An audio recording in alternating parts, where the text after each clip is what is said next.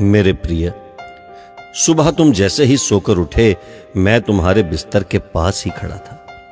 मुझे लगा कि तुम मुझसे कुछ बात करोगे।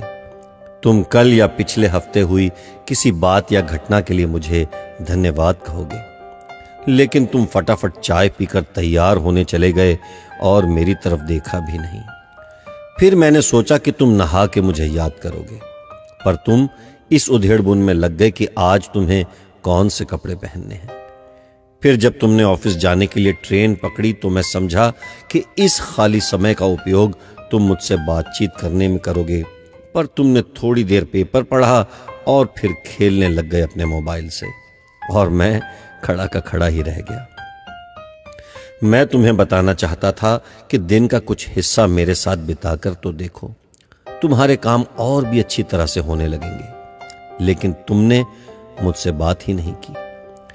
एक मौका ऐसा भी आया कि जब तुम बिल्कुल खाली थे और कुर्सी पर पूरे 15 मिनट यूं ही बैठे रहे, लेकिन तब भी तुम्हें मेरा ख्याल नहीं आया।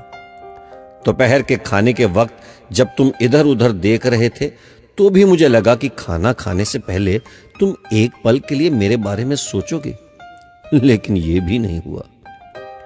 दिन का भी काफी समय बचा था।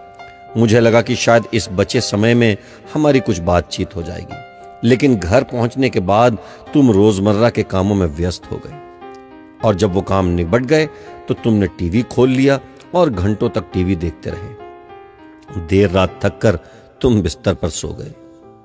मेरा बड़ा मन था कि मैं भी तुम्हारी दिनचर्या का हिस्सा बनूं, कुछ वक्त तुम्हारे साथ बिताऊं, तुम्हारी कुछ सुनूं, तुम्हें कुछ सुनाऊं, कुछ मार्गदर्शन करूं तुम्हारा, ताकि तुम्हें समझ आए कि तुम किस लिए इस धरती पर आए हो और किन कामों में उलझ गए हो। लेकिन तुम्हें समय ही नहीं मिला और मैं मन मार कर ही रह गया। मैं तुमसे बहुत प्यार करता हूं, हर रोज इस बात का इंतजार करता हूं कि तुम मेरा ध्यान करोगे और अपनी छोटी छोटी खुशियों के लिए मेरा शुक्रिया करोगे। पर तुम तभी आते हो जब तुम्हें कुछ चाहिए होता है। तुम जल्दी में आते हो और अपनी मांगे मेरे आगे रखकर चले जाते हो। और मजे की बात तो यह है कि इस प्रक्रिया में तुम मेरी तरफ देखते भी नहीं। खैर, कोई बात नहीं, हो सकता है कल तुम्हें मेरी याद आ जाए। ऐसा मुझे विश्वास है और मुझे तुमसे प्यार है। आखिरकार मेरा दूसरा नाम प्यार ही तो है, तुम्हारा यीशु मसीह।